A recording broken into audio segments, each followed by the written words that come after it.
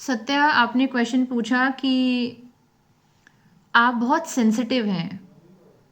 आप बूढ़ों लोगों के बारे में, कमज़ोर लोगों के बारे में, यानी जो वल्नरेबल सेक्शन है सोसाइटी का, आप उनके बारे में बड़ा सोचते हैं। आपको उनकी सिचुएशन महसूस होती है और आप ओवर थिंक भी करते हैं, क्योंकि ओबियसली सेंसिटिव हैं तो ओवर थिंक करते हैं। यानी जिस डोमेन में जितना सोचना नहीं चाहिए उस डोमेन में बहुत ज़्यादा सोच लेते हैं। इसका क्या किया जा सकता है?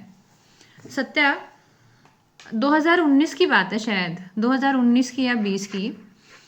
एक न्यूज़ आया कि ऑस्ट्रेलिया में ना बहुत सारे ऊँटों को गोली मारी जाएगी, क्योंकि वो ना ऑस्ट्रेलिया का बहुत सारा पानी पी रहे हैं। आप प्लीज़ अपना माइक बंद करें, डिस्टरबेंस हो रही है इससे। हाँ, 2019-20 की खबर है। एक न्यूज़ आई कि ना ऑस्ट्रेलियन गवर्नमेंट बहुत सारे ऊँटों को गोली मारेगी, क्योंकि वो ऑस्ट्रेलिया का बहुत सारा पानी पी रहे हैं और वहाँ पे पानी की कमी है। और ये न्यूज़ है ना लगभग न्यू ईयर के आसपास थी। 2019 का न्यू ईयर था, 20 का था या 21 का था, ऐसा ही है कोई टाइम जोन। और मैं इतनी परेशान, मैं क्रिब कर रही हूँ लोगों के सामने। मम्मी को बोला, पापा को बोला, मेरे जो फ्रेंड सर्कल थे उनको बोला कि पता है दुनिया कितनी खराब है, लोग कितने गंदे हैं, ऐसा कोई कैसे कर सकता है। I cried, I even cried. वो एक फेज था when I was very sensitive और I was very overthinking person. फिर ना कुछ टाइम के बाद जब मैं हीलिंग जर्नी में आई, हीलिंग का मतलब होता है अवेयरनेस, और अवेयरनेस का मतलब होता है जब आप new ideology, new philosophy of life पढ़ना, लिखना, बोलना सीख जाएं। तो मुझे ना उस समय पे एक जीवन का एक सत्य महसूस हुआ कि लाइफ में दो तरीके के फैक्टर्स होते हैं, कंट्रोलेबल, अनकंट्रोलेबल। कंट्रोलेबल मतलब आपकी कैपेसिटी है कि आप उस चीज़ को कंट्रोल कर सकते हैं। आपकी कैपेसिटी है कि आप आउटकम को इन्फ्लुएंस कर सकते हैं। आपकी कैपेसिटी है कि आप कुछ ट्रांसफॉर्मेशन लेकर आ सकते हैं। This is your controllable factor. तो जो चीज़ कंट्रोलेबल है ना, उस चीज़ के विषय में आप काम कर सकते हैं और बदलाव ला सकते हैं। फॉर एग्जाम्पल, आपकी पढ़ाई एक कंट्रोलेबल फैक्टर है। आप कंट्रोल कर सकते हैं कि आप दिन के 4 घंटे पढ़ेंगे, 10 घंटे पढ़ेंगे या 12 घंटे पढ़ेंगे, because you can control it. लेकिन एक होता है अनकंट्रोलेबल, यानी वो चीज़ जिसके विषय में आपका कोई बल नहीं है। You don't have a strength और एक कैपेसिटी कि आप उस इवेंट को, उस सिचुएशन को, उस सर्कमस्टेंस को होने से रोक पाए। अब ये चीज़ आपके कंट्रोल में नहीं है कि घर में कब लड़ाई होगी। आप नहीं कंट्रोल कर सकते, क्योंकि जिन दो लोगों के बीच में लड़ाई हो रही है, मम्मी पापा के बीच में, आपके लिए मम्मी पापा हैं लेकिन आपस में वो हस्बैंड वाइफ हैं। उनकी डायनामिक्स अलग हैं और उन दोनों के डायनामिक्स आप कंट्रोल नहीं कर सकते। तो जब आपको बहुत क्लियर डिफरेंस समझ में आ जाता है कि भाई ऑस्ट्रेलियन गवर्नमेंट अगर ऊँटों को मार रही है, क्या उसमें मैं कोई रोल प्ले कर सकती हूँ? भाई नहीं, मैं तो नहीं कर सकती। ना तो मेरे पास इतनी फाइनेंशियल कैपेसिटी है कि मैं ऑस्ट्रेलियन गवर्नमेंट को बिलियन ट्रिलियन डॉलर पैसे दे के उनको इंडिया में इंपोर्ट कर लूँ कि भाई अब से ये ऊँट इंडिया में रहेंगे। वो कैपेसिटी नहीं है। मेरे पास कोई पॉलिटिकल स्ट्रेंथ नहीं है कि मैं इंडियन गवर्नमेंट को मजबूर कर दूं कि नहीं, आप कैसे ना कैसे करके उन ऊँटों को बचा लो। तो ना मेरे पास कोई फाइनेंशियल कैपेसिटी है, ना पॉलिटिकल कैपेसिटी है, ना इकोनॉमिक कैपेसिटी है।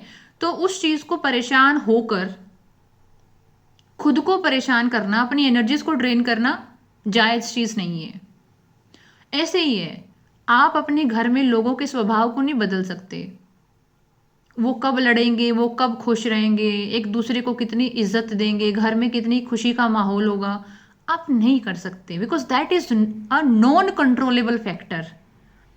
अब आपने किसी बूढ़े इंसान को देखा, आपको दया आ गई, उस दया का अचार डालें। अगर आपकी पॉकेट में 10 लाख, 20 लाख, 25 लाख है तो दो उस बूढ़े इंसान को। आपकी पॉलिटिकल कैपेसिटी है तो किसी एनजीओ में उसको अटैच करवाओ। सिर्फ दया करने से क्या होगा? दया करके आप परेशान हो गए, क्या आपकी दया से, आपकी परेशानी से उस बूढ़े इंसान को कुछ मिला? भाई उसको तो कुछ नहीं मिला। तो ओवरऑल आपने अपनी एनर्जीज वेस्ट करी। बहुत सारे लोग परेशान होते हैं, the people who are preparing for civil services और स्टेट पीसीएस या नीट के लिए प्रिपेयर कर रहे होते हैं, पता नहीं सिलेक्शन होगा नहीं होगा, होगा नहीं होगा। They are constantly living in anxiety, future related anxiety. Present खत्म है इन लोगों का, ये प्रेजेंट में एक्शन ही नहीं ले पाते। तो इससे होगा क्या? कुछ नहीं होगा। आपको फेल होने के लिए एक दिन की ज़रूरत नहीं है कि पेपर के बाद रिजल्ट आएगा तो फेल है। आपको पता है आप ऑलरेडी फेल है, क्योंकि आप डेली बेसिस पे एफर्ट ही नहीं कर पा रहे। सो दैट्स आई ना having a very clear, very stark difference between what is controllable and what is uncontrollable. और जो चीज़ आपके कंट्रोल में नहीं है आप उसको सरेंडर कर दो कि राधा रानी जी आप देखो, मेरा काम पढ़ाई करने का है, मेरा काम अपनी जॉब करने का है, इसके आगे क्या आउटकम होंगे मुझे नहीं पता। मेरा काम है खुद को हीलिंग इन्वायरमेंट देना। अब मैं हील होंगी नहीं होंगी वो आप देखना, लेकिन मैंने जो आपने मेरे को रास्ता दिखाया मैं उस पर चल रही हूँ, मैं चल रहा हूँ। किसी की हीलिंग जल्दी हो जाएगी, किसी की लेट हो जाएगी, क्योंकि सबकी जर्नी अलग अलग है। So having a clear difference what is controllable, what is non controllable and similar about thinking. आप किस चीज़ के बारे में सोच रही हैं? अगर आपको ओवर थिंकिंग हो रही है ना, लिखो ना पेपर पे। अब आपको ओवर थिंकिंग हो रही है कि पेपर पास होगा कि नहीं होगा, मेरे लड़के का फलाने कॉलेज में एडमिशन होगा कि नहीं होगा, हमको वो प्रॉपर्टी मिलेगी नहीं मिलेगी। You are constantly in a fear and that fear will make you anxious. So that's why यहीं से ओवर थिंकिंग आती है, जब आप डिफरेंस भूल जाते हो कि क्या चीज़ आपके कंट्रोल में है क्या नहीं है, और हर चीज़ आपके कंट्रोल में नहीं है। कुछ चीज़ों को आप सिर्फ सरेंडर कर सकते हैं और प्रे कर सकते हैं, और कुछ चीज़ों में आप अपना पर्सनल एफर्ट लगा सकते हैं। बस इतनी सी बात है।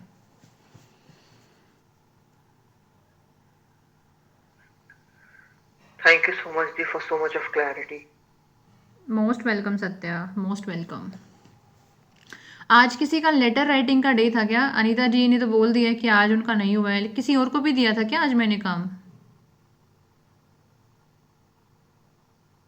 हेलो, मैं डायरी अपनी नीचे स्टडी स्पेस में भूल गई, वरना मैं बता देती कि आज मैंने किसको लेटर वाला काम दिया है। लेकिन आज मैंने किसी एक इंसान को लेटर लिखने के लिए बोला था।